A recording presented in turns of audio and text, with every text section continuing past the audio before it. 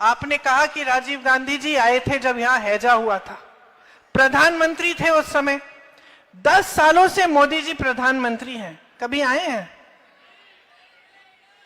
कभी देखा है आपने अपनी आंखों से उनको?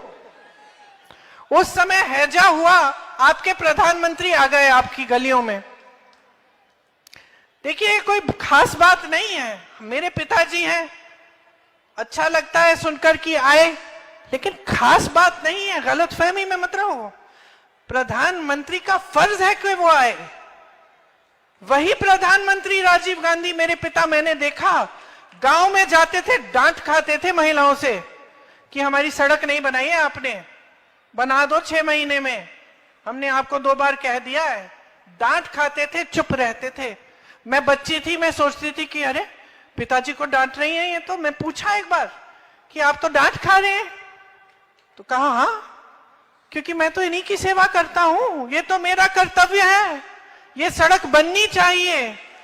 और मुझे समझाया, और पिताजी ने मुझे समझाया कि बेटी समझ लो कि ये देश लोकतंत्र है, यहां पे जनता सर्वोपरि होती है।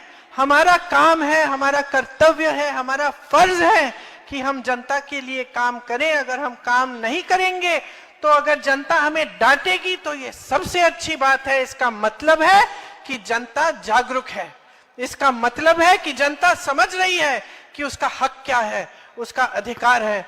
आज डांट के देखो मोदी जी को, जेल में डाल देंगे। अरे उनकी गाड़ी के सामने खड़े हो जाओगे तो जेल में डाल देंगे। मैंने तो देखा है ना, यूपी में कुछ महिलाएं थी, शिक्षा मित्र थी, वो पढ़ाती थी बच्चों को, वेतन कम हो गया, वेतन के लिए वो प्रदर्शन कर रही थी, उनको पीटा, उनके हाथ तोड़े, उनकी टांगे तोड़ी, उन पे केस लगा दिए, देशद्रोही वाले केस, रासू का कानून वाले केस कि तुम देशद्रोही हो। क्यों? अपना हक मांग रही हो इसलिए।